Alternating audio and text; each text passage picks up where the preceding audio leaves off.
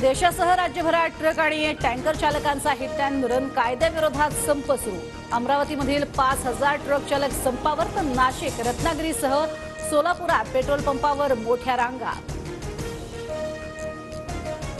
कुठेही तणाव निर्माण होणार नाही याची दक्षता घ्या। ट्रक चालकांच्या संपासंदर्भात मुख्यमंत्र्यांच्या सर्व जिल्हाधिकाऱ्यांना सूचना। कोल्हापुरातील टँकर चालकांचा संप मागे, जिल्ह्यात पेट्रोल डिझेलचा आवश्यक साठा। पुण्यात सुद्धा पेट्रोल पंपावरती आवश्यक साठा उपलब्ध।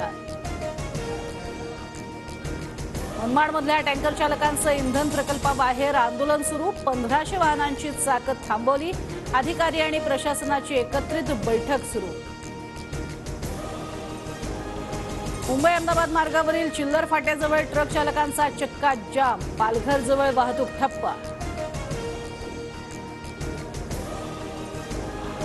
छत्रपती संभाजीनगरमध्ये ट्रक चालकांचा संप सुरू। चालकांनी धुळे सोलापूर महामार्गावरती वाहनं थांबवली।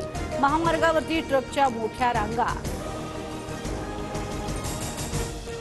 मुंबईतल्या शिवडी परिसरात टँकर चालकांचं आंदोलन। आंदोलक टँकर चालकांना पोलिसांनी हटवलं।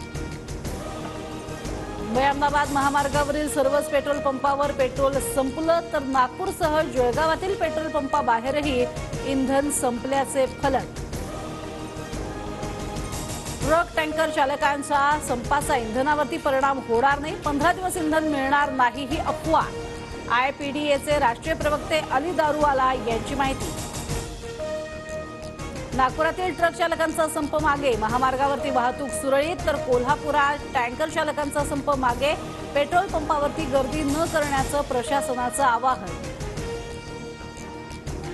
नवी मुंबई एपीएमसी मार्केट परिसरात ट्रक चालकांचा संप सुरूच। भाजीपाला फळांची आवक कमी, तर दादरमधील भाजी मार्केटलाही संपाचा बसला फटका।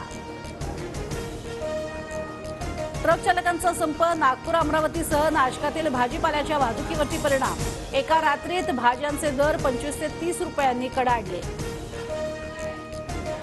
पेट्रोल टंचाईचा नागपुरातील रुग्णवाहिकांनाही फटका। मेयो रुग्णालयाबाहेर अँब्युलन्स उभ्या, मोठं संकट निर्माण होण्याची भीती। ट्रक टँकर चालकांच्या संपाचा स्कूल बसवर परिणाम। इंधन पुरवठा न झाल्यास उद्यापासून बसेस बंद राहणार। शासनानं तोडगा काढण्याची महाराष्ट्र स्कूल बस असोसिएशनची मागणी। काँग्रेसमधील अनेकांची भाजपमध्ये येण्याची इच्छा। मंत्री विखे पाटलांचं सूचक विधान, तर भाजप सत्तेत न गेल्यावर विखे कुठे जाणार, संजय राऊतांचा सवाल। मुख्यमंत्री शिंदे आज जरांगेंशी संवाद साधणार। दुपारी 2 वाजता व्हीसीद्वारे दोघांमध्ये बैठक, तर खुली चर्चा झाली पाहिजे असं मत असल्याची जरांगेंची प्रतिक्रिया।